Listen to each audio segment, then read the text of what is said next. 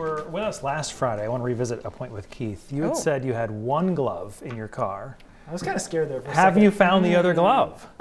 Yes. And Okay. it was like, it's in the stupidest place. I'm sure this has happened to you before. It was in the basket where like the gloves go. Where they go, and the where other they one was in belong. the car. But I kept being convinced that the other one was in the other part of the car. Yeah. So I'm prepared now for anything that might happen. Of all the grievances to take up. There's a list. Amanda's face We're lit starting up. small, then we'll move into the other one. Go on. Amanda's face lit up, but it's like, I have something to revisit from last week. Yes, what is it going to be? We got lots of that. That's for a podcast coming someday. In the meantime, it was cold today. It's still pretty cold, but believe it or not, the wind chills have actually gotten warmer throughout the day, even as the sun has set. 11 below in Rangeley, that's pretty good. There were 25 below in the middle of the day. 9 in Wiscasset, feels like 10 in Bangor, 4 below in Millinocket. So tonight, because it's clear initially, the first half of the night, temperature is going to drop pretty quickly. The second half of the night, though, with these clouds increasing, we're actually going to warm up, so we'll get back into the 20s by tomorrow morning. Here's our next storm system, which we're going to talk about for tomorrow afternoon, tomorrow night. It's not going to be a big storm either way. Most of this will actually be sliding to our south, down across southern New England.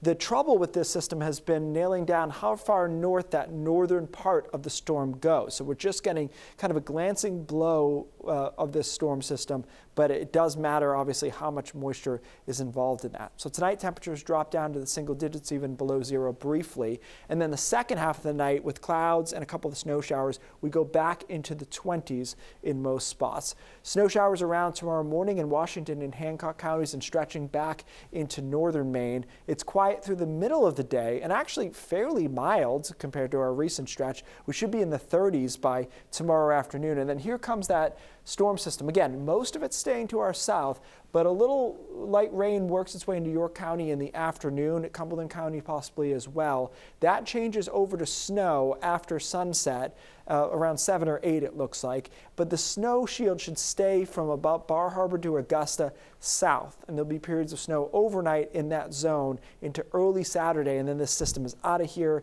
It's cold and windy on Saturday, so keeping with the theme of getting not that much snow, but keeping it. We'll do that again this time around. Now, the GFS and the Euro model are different, and you'll look at these and say, well, they don't look that different, right? But the difference between this amount of moisture, see those deeper colors of blue, and this is the difference between an inch and 3 or 4 inches of snow. And so I tend to lean more towards the Euro, it being farther south, a little bit lighter, but I'm not willing to completely push this thing south like the European model did. So I'm still leaving 1 to 3 inches from Bar Harbor down into York County. It may be worth putting a rain snow line in here tomorrow morning, where they will be dealing with some rain initially over the southern part of the state. So again, not a big storm here. It will be heavier, wetter consistency snow than last time, because surface temperatures will be right around freezing.